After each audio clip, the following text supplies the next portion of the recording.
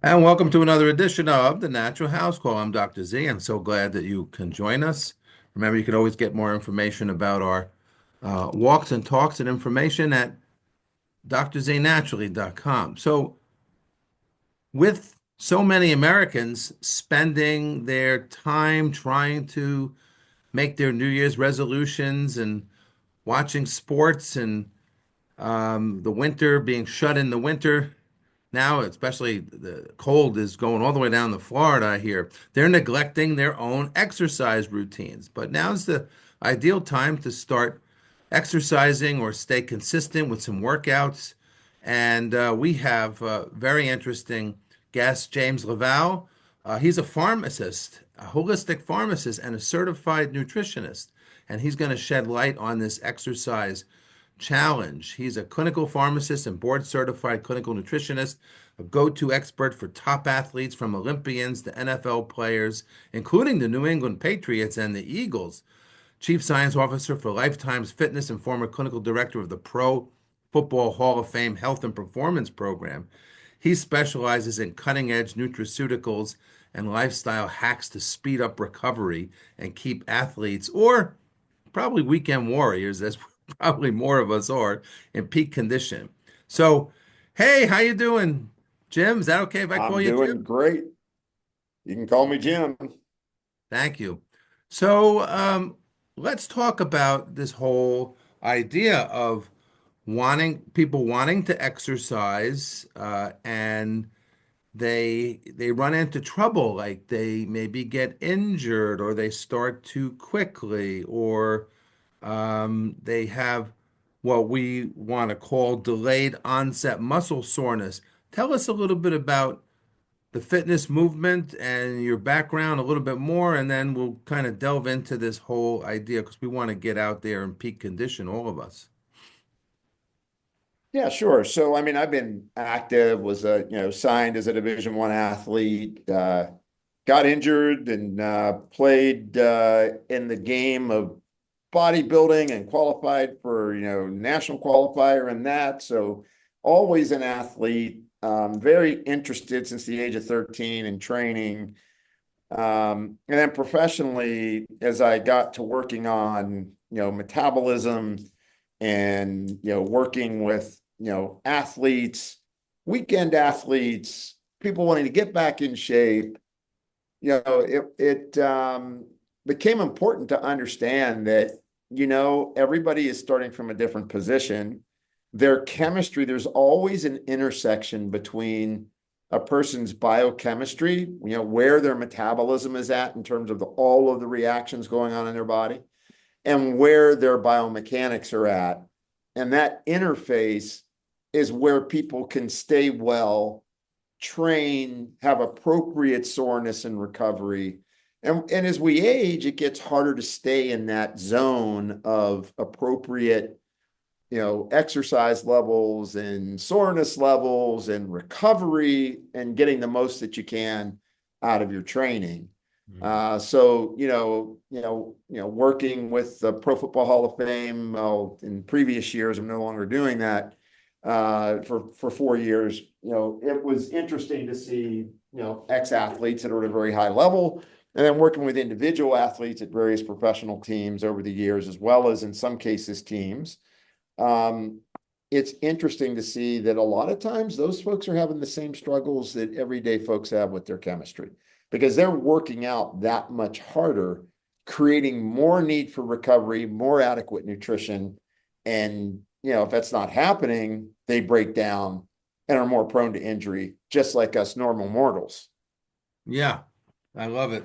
But there is definitely a difference between, some of the populations. I remember, I'm a former rugby player and football player. I'm a black belt in multiple martial arts, and it was a lot easier to work out and train hard when I was younger. Now I'm Oh, older and I'm finding, it's yeah. challenging, and I do develop some delayed onset muscle soreness. Talk about the Right. physiology of why the muscles get sore and what's actually going on with the biochemistry. And then eventually we'll talk about these hacks and some good Sure. peer-reviewed nutraceuticals to kind of help out people. Sure. Well, the first step is you're exactly right. I mean, as we age, it becomes harder to recover, right? We're less efficient with our tissue anabolism, how our muscle, builds back, depends on what kind of nutrition status we have. But the biggest thing that happens, you exercise, and a byproduct of exercise is the making of lactic acid. Well, depending on what your metabolism is like, for example, if you're somebody who is insulin resistant or you're poor at glucose regulation, you will make way more lactic acid and have way more delayed onset muscle soreness because you're making a lot of lactic acid and not a lot of packets of energy to produce that workout performance that you're looking for. So you end up making a ton of lactate, and what that does is that creates a localized acidity in the tissues, as well as ischemia, meaning you can't get enough blood flow and oxygen to that area to help to carry out the byproducts of metabolism. And therefore, that lactic acid sits around longer. Now, the reality is we trigger inflammation when we train, and that triggers inflammatory cytokines, which these cytokines or immune signals trigger something known as satellite cells within your muscle tissue in order to promote tissue anabolism and the retention of your muscle. And why we want to retain muscle as we're aging. I'm 64. I still train a lot. I want to retain that muscle because muscle is the currency of aging. The more lean mass you can have as you age, the better. So you don't want to limit your ability to exercise. You want to promote your ability to recover. And so it's good to have inflammation signaling, but the problem is when it hangs around too long and you have inflammatory signaling in muscle tissue that's sticking around longer than it belongs, and that starts to create damage as well as a reduction in blood flow into the tissues that need to repair. So it's this complex interplay of, am I burning fuel efficiently? What's the rate of lactic acid I have? How much inflammation signaling am I putting out after my workout? And is that inflammation signal lingering because maybe I'm overtraining, I'm training too much, and I'm not repairing, I'm not allowing for the recovery process, and that gets into measuring your heart rate variability and recovery and all that kind of good stuff, blood pressure. Are the foods I'm eating inflammatory? Am I under stress? Am I not sleeping enough? All of those factors kind of move into that. But the net of it is it's lactic acid, it's the triggering of inflammatory compounds, it's the reduction in the ability of getting blood flow, and that's why DOMS occurs. And it could be structural, right? Movement. Like, hey, I've got a biomechanical malalignment that's making me, have a problem longer. Like, my IT band is tight. Now my knee hurts and my ankle hurts. And now when I train, I can't clear that knee and ankle discomfort, but it's really the IT band on the side of my quadricep that's all tight. And that's what I needed to work on. Right. So that's kind of a long-winded answer, but I think I covered it fairly good. Certainly Oh, add yeah. to it.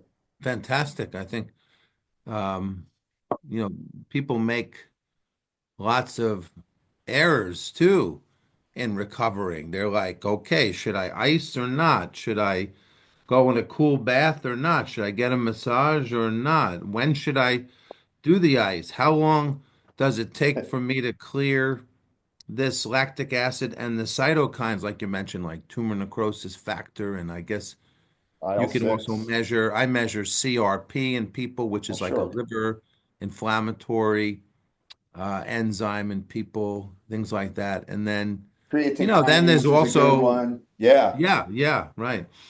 And then there's the fascia too. Like, is there a problem with the fascia that Oh, people have from a previous injury? So, yeah, very good answer. But what are some of the errors that people make when they're in recovery? well, I think you've highlighted some interesting areas. I think the fascia is probably one of the most underrated aspects of recovery.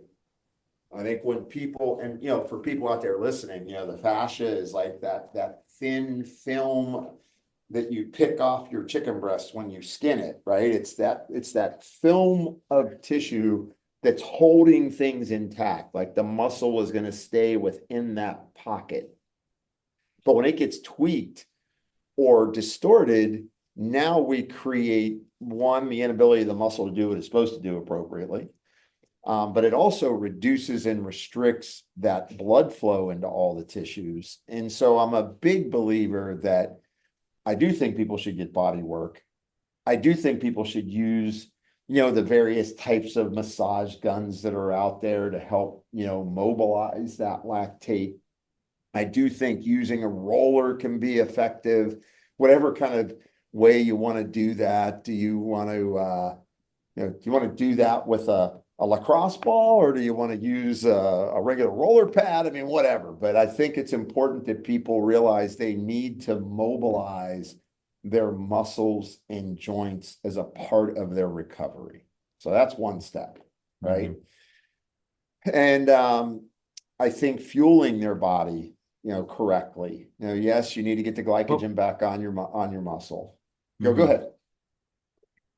Yeah, I was going to say, what about icing? Because that's a real Oh, controversy. There's pictures of elite yes. NFL and NBA stars in a cryo, but then I've read some research sort of saying that, and it goes back to even ancient Chinese medicine. They used to say, because I also practice Chinese medicine, they also say, ice is for cadavers. And so, and ice actually congeals the muscle, the blood, the flow, even the chi. If you're a practitioner of Right. Chinese I'm a medicine, you know I'm what I'm a talking I'm about by a the five chi. element theory guy. I'm right with you, man. I'm Right, tracking. right. So, what about ice? What's your professional opinion working with all these athletes? Yeah, I think you have different strength coaches. Like I don't work with them on the physical medicine side as much because typically got their performance lead at their organization. Hmm. And I think it's become incredibly popular now for everybody jumping into cool baths and the ice baths. And I don't know. I'm not sold that that's a good thing to do all the time. I Mm. think that maybe post event or post injury, certainly the ice heat concept is, a lot of people have gotten benefit from alternating ice and heat, you know. So I'm not sold on a lot of icing like just after a workout, right? Mm. Yeah. Especially for the average person. I actually am more kind of thoughtful of, well, maybe getting a sauna, get the circulation to the skin where the skin's getting warm and you're perfusing the tissues, the skin and the muscle through that warmth. Mm. But I understand there's a lot of, people much smarter than I am on the physical medicine side of things that are big advocates for, getting that ice bath after a hard workout or after the game. And, I think there's probably an argument either way. One, you're cool, you're quieting the internal heat and inflammation. So, the yang is now trying to get back to the midpoint, right? The homeostasis point between yin and yang, hot and Right. cold. Right. And at the same time, I think overuse of it would do exactly what you say is, what's that doing to the connective tissue matrix? Are we congealing that lymphatic and connective tissue matrix substrates? Yeah, And I mean, I would it, say definitely from I do a lot of body work on patients and worked with even myself for a long time. I think I go back to the old hydrotherapists like Kellogg, Dr. Kellogg, yeah, and Father Kniep from Germany, and he would always yes, say, start with warm a little bit, and then always end in cold. Maybe that's to just close the pores or something like that. But they were big yeah, fans of this kind of lymphatic pump. Heat, yes, cold, heat, cold, heat, cold, because heat expands, cold contracts. And that moves the lymph. It makes sense. And So and possibly the there's some glymphatic arguments there. system, Sorry? right? That and the glymphatic system, right? It's that whole movement of the glial lymphatic system. It's kind of getting rid of the byproducts of the brain's neurotransmitter function and the proteins Huh. in the brain, Yeah. the Didn't even think of glymphatic that. network. Yeah. Yeah. It's like, so I'm more in your camp of I like the heat and cold. I think Right. that it's good. And I like, you know, Kellogg's work, it can eats work, and the hydrotherapy is once again, a lot to learn from those greats, right? Those goats in that space, who spent their whole life using that therapy. Yeah. They wrote whole books like you should folks, if you're interested, you could get probably a digital copy of Rational Hydrotherapy by Dr. Kellogg. Yeah, the same Kellogg of the Kellogg's cornflakes, although that's a whole show in of itself, the fight between he and his brother. But anyway, back to our show. James LaValle, tell us a little bit about some of your work with foods and dietary supplements. Like, for instance, Sure. beets. Now, beets are very, some people love them, some people hate them. You could juice them and drink them. You can mix them with other juices if they're too high on the glycemic index for you, say you have blood sugar problem. Right, But there's right. some good research on beets in helping people with training and muscle soreness. Yeah, exactly. I mean, beets help to produce something called nitric oxide. Nitric oxide helps your blood vessels to vasodilate, and that's going to mean you're going to be able to deliver more oxygen to your tissues and perfuse your muscles and your tissues with more oxygen. And that also means that you're going to carry away the waste products of your work because you've got better blood flow, better circulation. And so, beets have been a big standby. Olympians drinking beet juice is kind of where the big push happened, well over a decade ago, right? Mm-hmm. And so you can get beet powders. I would say there's variability in the quality of those. So, doing beet juice, if you want to do it pure, great. And then there's various kind of different companies out there that preserve the nitrites that induce that nitric oxide effect.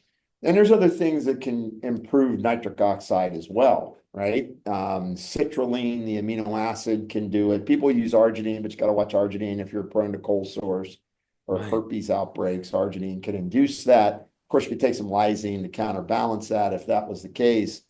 Um, but yeah, beets fantastic. I mean, I do a lot of work with food on individuals on learning what foods they have sensitivities to. A food allergy, the classic food allergy would be anaphylaxis, right? You stop Hmm. breathing, you get rashes, you get skin wheals, those kind of things.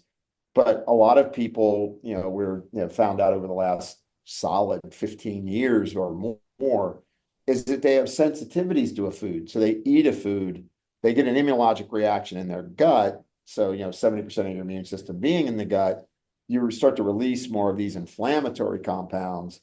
And then Mm. those inflammatory compounds, of course, lead to, what's called metaflammation or a meta-inflammatory signal. Metaflammation is a term in the medical literature that leads to inflammaging, right? The effect of inflammation on your cells, organs, and tissues. And so, I have a lot of people that, when we get them to avoid high allergen foods or foods that they in particular are sensitive to because of gut permeability changes in them, the harder you train, the more prone you are for that gut permeability to occur. And you take those foods out, and all of a sudden, wow, I'm not sore anymore.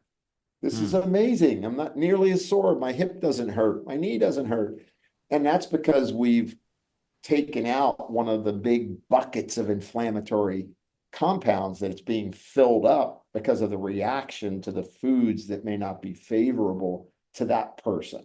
And then in addition to that, what foods do you eat that will enhance your performance? Beets being a great example, because it helps to improve circulation.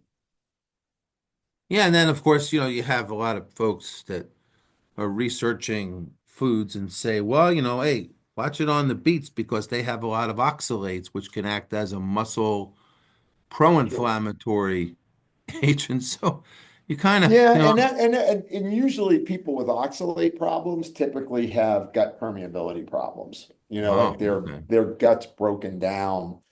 And Mm, the research in the last couple of years has been, I remember at the NBA summit, I got to speak on the gut. And, wow. because I really started to kind of get that interface. I'm a big believer that biochemistry is always going to meet biomechanics.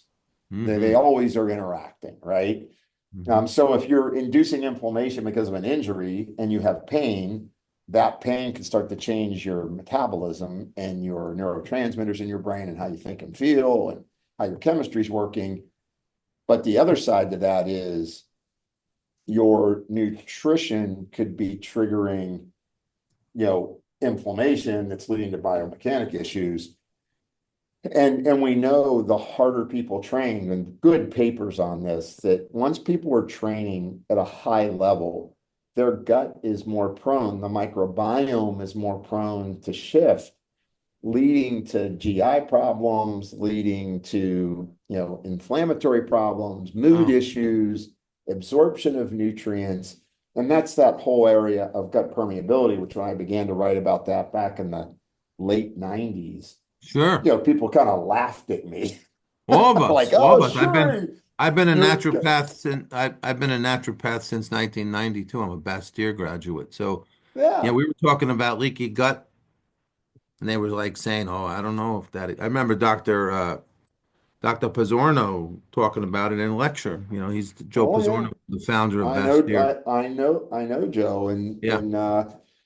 it's exactly right. I mean, I learned about it. My first experience with that was 1985 because I was Hmm. learning from doctors that were trained in Germany.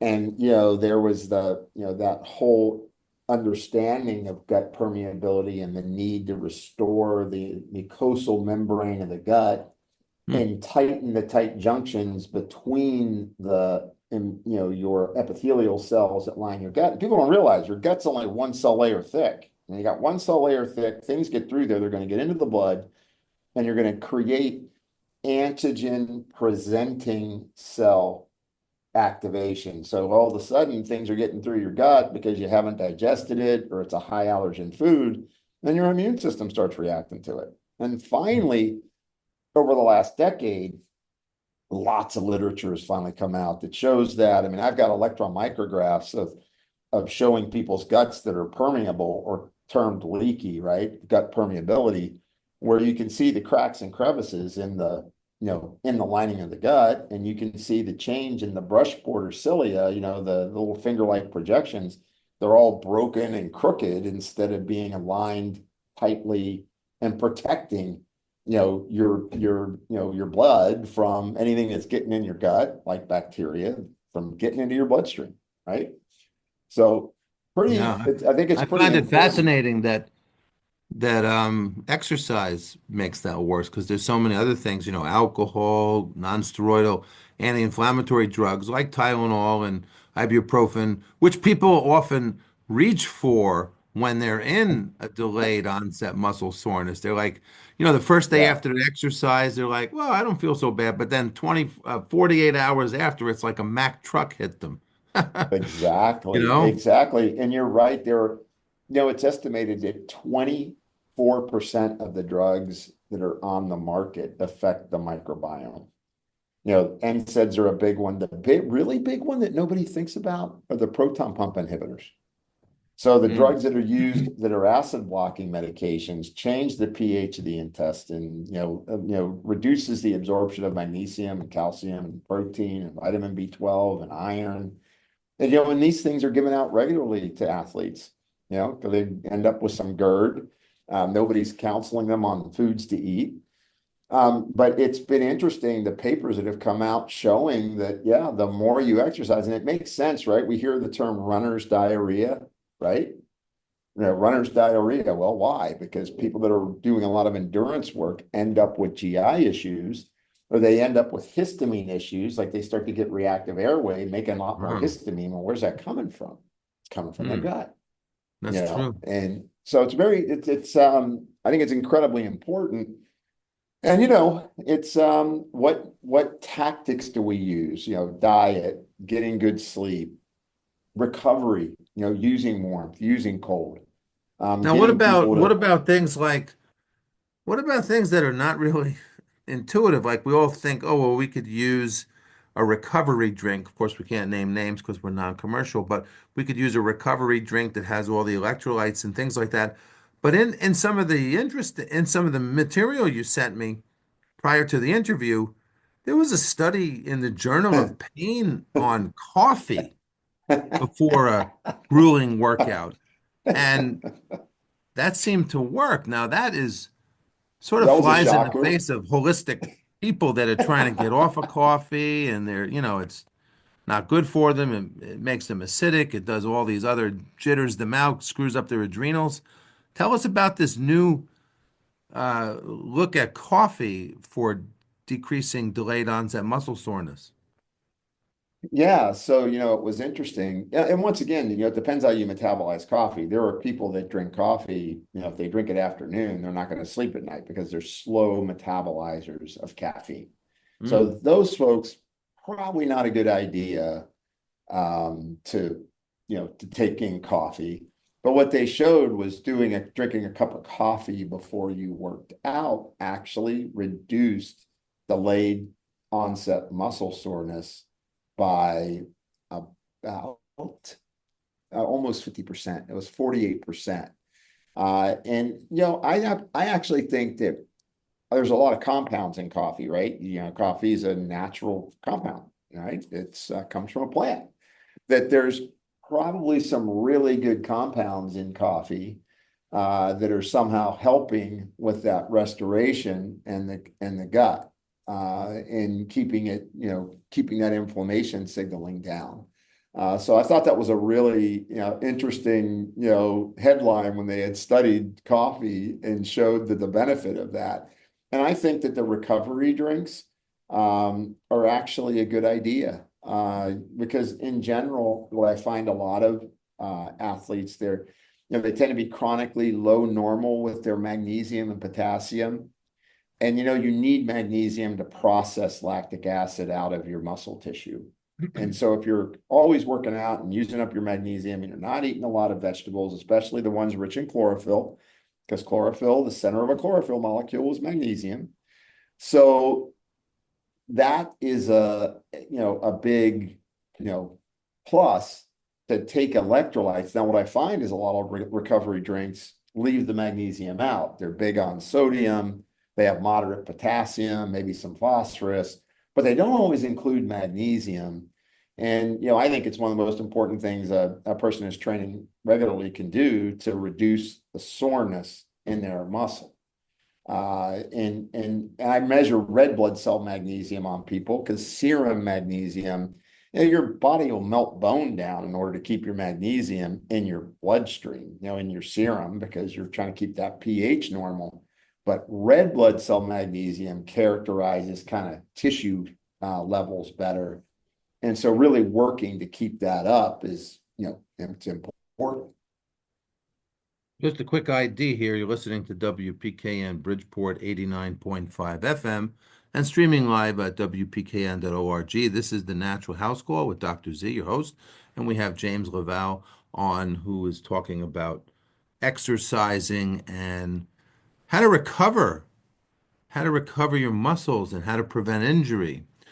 Now, speaking of which, James, what about some of the cutting edge minerals? You mentioned magnesium, but are there other ones that have been shown? By the way, my favorite way to apply magnesium is a lotion. There was an article about Taekwondo, uh, they call them players, but I guess they're whatever, Taekwondo athletes that applied magnesium cream to their muscles beforehand. And not only did it help them compete better, but it actually raised their testosterone. This was an older group of Yep, Korean men who were Taekwondo experts. So I thought that was yep. pretty fascinating. Not only did you get the bump in uh, the testosterone, which is something that older men sometimes struggle with, but it also helped with the delayed onset muscle soreness. So maybe there's some hormones involved. I know in Chinese medicine, sounds like you're a fan. When the hormones go down, the legs get weak, the back gets weak. Yes, This goes back thousands of years, these observations in yes, Chinese medicine. So, absolutely. but yeah, what are some Yeah, other no, minerals man. people can Yeah, use? topical. I mean, topical mag is great. I mean, I tell people like, look, get in an Epsom salt bath, rub in magnesium lotion. I do think Mm, people do well keeping their magnesium pull up in their tissues because, the number one nutrient deficiency that's associated with the development of metabolic syndrome, prediabetes, prehypertension, as well as obesity, is low magnesium status. Now that's NIH data, right? mm, I think that, chromium is important from the glucose regulation standpoint, zinc mm. being really important. And obviously, you do need calcium. When you train hard, um, you have to keep the bones strong. So, and it's not just about taking calcium, it's about taking calcium and magnesium and, trace minerals that go with it, along with, check their vitamin D levels because, as we know, a lot of people aren't just have low vitamin D status. And so all of that has this interplay that's going on. And then, there's other nutrients that you could say, like ribose, for example. Ribose, Mm. which is a sugar, but you can take, say, 5 grams to 10 grams of ribose, include it in your recovery drink or in your pre-workout drink. And ribose helps to decrease lactate, improve ATP production from your mitochondria within your cell, helps to keep the peripheral adrenergic system in place where your heart rate doesn't go up as high under high demand, which is good because you don't have as high of a core body temperature shift that occurs, right? And when your core body temperature isn't shifting as much, meaning when your core body temperature goes up, your brain coherence goes down. So your brain and the nervous system is trying to tell your muscles what to do. You're skating towards the hockey puck and you don't get the stick where you think you are, and you don't make the shot. You're trying to kick a soccer ball, catch a football, and it's like, wow, I made that catch 100 times in the past. Well, how come I didn't do it this time? Well, your brain didn't process the information to get you in the right position to fire all the muscles and neurovascular network to grab that ball. And so I think all of that kind of plays together, and hormones, without a doubt, testosterone to cortisol ratios is a big indicator of performance and maintaining tissue anabolism, right? And when the testosterone goes down and the stress hormones go up, you're more prone to injury. I was going to say, Um, what is cortisol and cortisol for our listeners? yeah, so Um, cortisol we is hear the those stress. words all the time. Yeah, yeah, cortisol is the stress hormone that your adrenal glands make when you put yourself under stress. And it could be psychogenic stress, a hard day at work or bad traffic or a bad email these days, right? Or it can be, I'm working out hard. You have to remember our body was made. So cortisol is a fight or flight hormone. Our body is made to fend off fight or flight, right? So a tiger comes after you, you either run and get up a tree or get into the cave in a very frantic way. You turn and fight the tiger, or you get eaten by the tiger. So cortisol is meant to be there in a pulsed way. What happens when we start to train hard, we can start to make more cortisol. Mm. And then when we really do that in an advanced way, we can start to flatten the cortisol curve where your body's supposed to make a lot in the morning, then lower at noon, lower again in the evening, and then down to nothing at bedtime, which triggers the ability for you to get a good night's sleep, right? Because your melatonin levels go up when the cortisol goes down. Well, what happens when you flatten that cortisol curve, your body stays in a sustained fight or flight. That inhibits sex hormone production, that inhibits the release of what's called growth hormone releasing hormone. So you don't release your growth hormone. In addition to the fact that cortisol will also cause bone loss and also cause your blood sugars to go up. So cortisol is a really important hormone to manage, and that's why recovery is so important. And it isn't about going into the gym and, especially if you're not a professional athlete, training your tail off every day. it's understanding when your body is prepared and ready to have a hard training session versus maybe I need more of a reparative session or one with less load in order to kind of manage that stress hormone response. Mhm, mhm. Well, that's a good time to take a break, and we'll take a break and do some IDs and things like that, and then we'll be back to talk more about this thing with James LaValle, who's taking us through um, a good, solid discussion of nutrients and therapies and foods and things that we could do and connections we never even made about how we could exercise and keep our New Year's resolutions or your life resolutions. So stay tuned right here to WPKN Natural House Call. Now we're back from the break. Thanks for joining us. And we're talking with James LaValle or Jim LaValle, and he is a nutritionist and a pharmacist, and he's talking about exercising and how to recover from delayed muscle onset soreness and how to get back to training so we can exercise. Because it turns out, I guess, Jim, that if we don't exercise, it does decrease longevity, that's for sure. Absolutely. Yeah, that's that sweet spot of understanding we do need to move and we're meant to move. And that's going to help improve our mood. It helps to enforce our immune system and it maintains our muscle, which once again, it's our currency of aging. We need to keep our muscle as we age in order to have structural stability. And so super important. Tell us about that because we always hear about osteopenia, but that's the condition you're referring to is sarcopenia, muscle loss. Right, and both of them are important, right? I mean, when you have osteopenia and osteoporosis, you gotta and you fall, and you're 20% risk of death, especially in people over the age of 60. And then another 50% will lose a degree of mobility. So if you were walking, maybe you're walking with a cane. If you're walking with a cane, maybe you're walking with a walker. And if you're walking with a walker, maybe now you're in a wheelchair. So bone loss, incredibly important. That's why you need those electrolytes. Sarcopenia is different when you have muscle loss. Well, now you have instability. So, you're walking up steps, instead you trip or you misjudge where you're at, and you don't have that lean mass that helps to maintain your strength and all what's called the myokines, all of the biochemical compounds that your muscles release to maintain your wellness and your immune function. And of course, as we gain weight, you start to layer people that are insulin resistant, layer more fat in their muscle. So it becomes less metabolic, the tissue, the muscle becomes less metabolically active. And you can't rejuvenate that muscle tissue to keep it intact. So you start to lose your lean mass. And, super important to stay focused on a little bit of resistance training, making sure if you're trying to build bone density, hey, I'm going to have that piezoelectric effect or striking force through walking.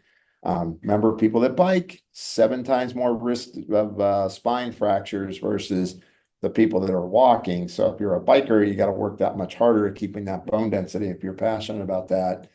And so those are really important pieces to the puzzle, right? And then what do you do when you're older and you're starting to work out? I think there's other key interesting nutrients that people don't think about that are also valuable. Yeah, I mean, there's so many of them. What about I read in my research on delayed onset muscle soreness about taking a cocktail of antioxidants, and they might not work right away, but if you start now, then eventually when your antioxidants go up in your tissues, that they will be a preventive measure for delayed onset muscle soreness. So we kind of have two things. We have to discuss what people can do like long term to prevent it, and then is there a cocktail that they could use when they have it? So go. Yeah. You could So yeah, address no, those things. yeah, sure. A couple things. One is Obviously, vitamin C and vitamin E, along with coenzyme Q10, has been shown to lower creatine kinase post-exercise. And why that's important is creatine kinase is kind of the breakdown of your, byproduct of your muscle after it's went through a exercise bout. And so, vitamin C, E, CoQ10, great as antioxidants. And there's a bunch of other ones. You want to use grapeseed extract. There's a whole family of alpha lipoic acid, a whole family of antioxidants that you could use. I'm a big fan of alpha lipoic acid in conjunction with C and E because alpha lipoic acid helps to recirculate the vitamin C and E, so you get more extended value out of them. I think aged garlic extract is super interesting. Dr. Karen Reed did a study on aged garlic extract, and they found that it improved oxygen in the muscle, reduced lactic acid buildup in the muscle, and that helped them to perform better and reduce their fatigue, which of course, because aged garlic extract is known to help make blood vessels more pliable so that they're not as stiff, and you're able to deliver oxygen more thoroughly. And one of the mechanisms for that, of course, because it delivers S-allyl cysteine, is it improves nitric oxide production, one of the areas. So that's a big one that I think is interesting that a lot of people don't realize. And you don't get that same effect by eating regular garlic. It's the aged garlic extract that does that. I think probiotics, and we went back to the gut. There's certainly some papers coming out showing that, yes, working out really hard can trigger inflammation, break down the microbiome, and that means you're going to release more lipopolysaccharide.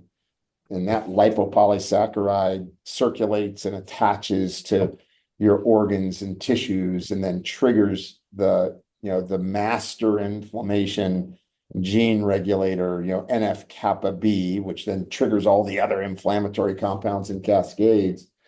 And so probiotics really can be a big support. And the other one is because it's supporting your immune system. Sometimes when people are training hard, they're more prone to colds and flus, right? So, it's a common thing.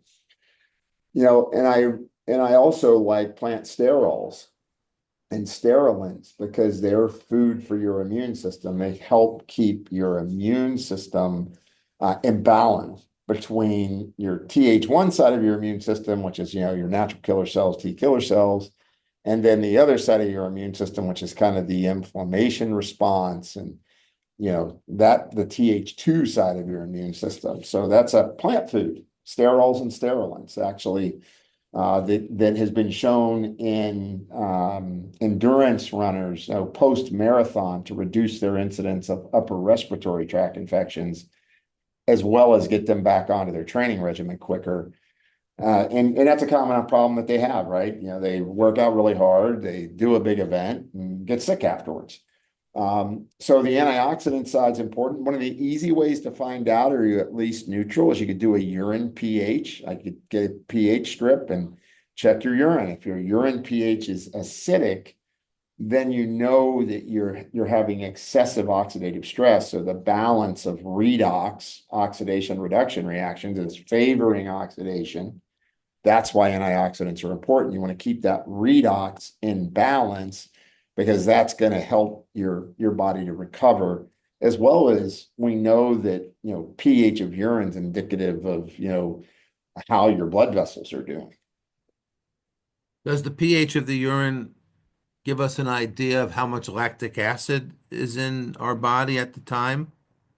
Well, I mean, as a byproduct, it would at least be an indirect correlate because, with high lactic acid, you tend to have a more acidotic chemistry. And that'll play out, especially if, you're training and overtraining and of course, the thing that corrects that pH in urine is magnesium and potassium.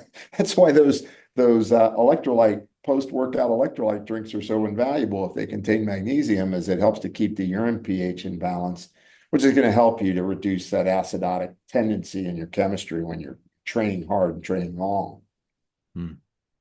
So a lot of these sound like preventive things, sort of like you start doing these things. And the good thing about this, Jim, is that they don't have any side effects pretty much, and they benefit multiple systems simultaneously. So even if you're not really exercising, doing a lot of these things is really important for proper aging, like you mentioned.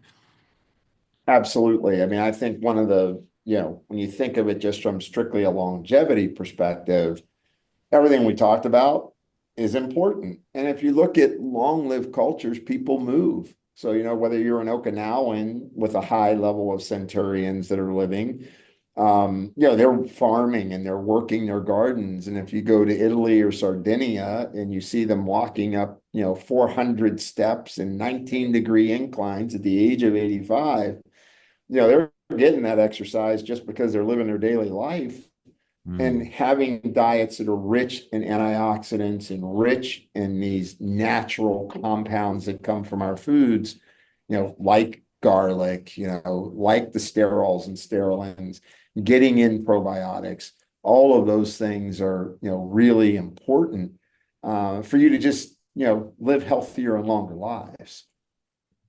Yeah, these things can stay. I mean, you kind of were alluding to some of those blue zone areas in the world where they do a lot of these things. We're not, we do have a couple in, I think one in America Right. near Loma Loma Linda Linda. University, right? That's right. Yeah, right. Yeah, exactly. And Hmm. and there's a high incidence of high plant food intake because it's in a a very strong Seventh-day Adventist population where they're eating a Hey, lot of plant food. Dr. Kellogg was a seven-day Adventist. We talked about Right. Kellogg with hydrotherapy before. Yeah. Yeah, exactly. And So now just what about a cocktail? Like, is there like a cocktail where you could like throw in a bunch of vitamins and beet juice and electrolytes and different compounds that maybe a little coffee if you're exercising early. coffee before you work out. Right. Yeah, I mean some people are real sensitive to coffee, but maybe there's Right. some other, we don't know whether it's the caffeic acid or maybe green tea could substitute. I think I did read something about green tea being good for delayed onset muscle soreness. You Well, have and your, green tea is great. Yeah, green tea is yeah. great because But is it's there a cocktail that you could antioxidants. recommend?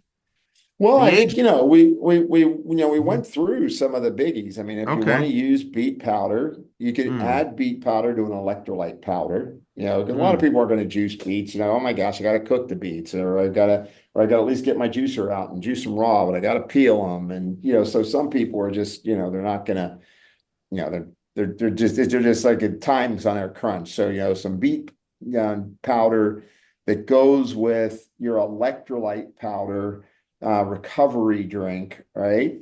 That should have some branched chain amino acids in it, or at least I like all the essential amino acids. So getting the amino acids that your body can't necessarily manufacture.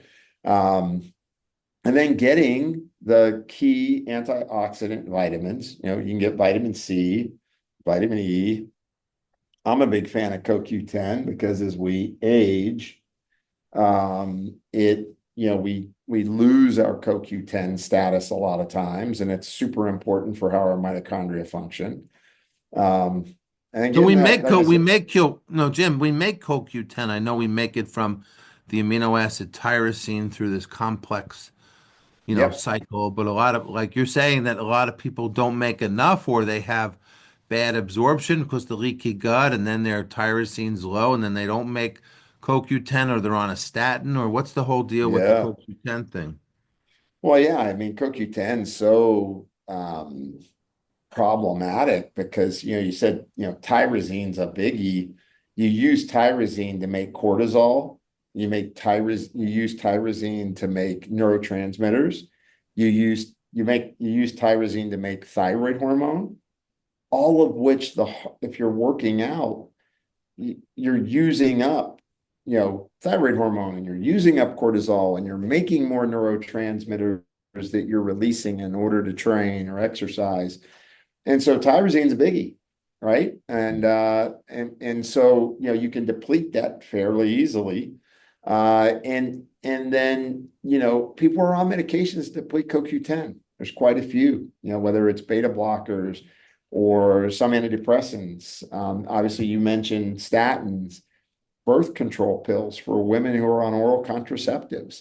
There's a lot of categories of drug. It's one of the databases that I wrote in one of my books was, drug-induced nutrient depletions. So you take a drug, it depletes a nutrient, and now you're getting a side effect. Now you're giving another drug instead of replacing the nutrients that the drug depleted that was causing the side effects. So, it's a big one. And one of my exercises I used to make my students at the College of Pharmacy and College of Medicine do was take a drug like hydrochlorothiazide used in blood pressure a lot. Take that drug and it depletes magnesium and potassium and CoQ10. Write the side effects of the drug out, and then write the side effects of low nutrient status of those nutrients and see how closely they align, like lay one over the other. And it would shock a lot of the students because they would go, my gosh, a lot of these side effects are being caused by the nutrients that are being depleted. It's like, yeah, that's exactly it. And there's no requirement to study nutrient depletion as a part of a new drug application. So we end up finding out after the fact. So for example, the purple pill, right? Nexium on TV. 2 or 3 years after they're marketing it, they have to put a warning that it could deplete magnesium. They don't talk about all the other depletions, but that was a classified warning that had to be in their commercial because they found out after the fact that, oh, this depletes magnesium really bad. People get muscle cramps and muscle spasms, and they have problems with their magnesium status, right? Your muscles are going to get sore. And so I think that's really important. CoQ10 is a big one that lots of categories of drugs deplete. The more you exercise, the more you deplete it. There was a study that they gave, CoQ10 to just like the day before a 50-kilometer run, right? Those ultra marathon runs. They gave them CoQ10 like 2 days before, then 1 day before, then the day of. Significantly improved their time of their run, and it reduced their creatine kinase levels. So, giving CoQ10 and it can be beneficial to improving your performance, and super important in terms of mitochondrial health as you're aging, because all chronic diseases have at least a component of, mitochondria failing to do what they're supposed to do. Yeah. Thank you so much for that. Well, unfortunately, we ran out of time. So can you tell us a little bit about how we could contact you, Jim, and find out more information about your work if people want to do that? Sure, they could go to jimlavalle.com, or they can go post a lot of information on my Instagram account, The Real Jim LaValle. A lot of, quick burst, good information, or I review studies as well. Like, hey, here's a study that's out. This is what it means. This is why it's important. So they can go there. And that's Jim, LaValle, correct? Correct. Yeah, The Real Jim LaValle on Instagram, and then just jimlavalle.com Right. on the internet. Yep. It was So fun. thanks for being the guest, and stay tuned, folks, because we might have some more. If not, we'll sign out, but we might have some more on the subject at some point. Thank you so much, and we'll be back.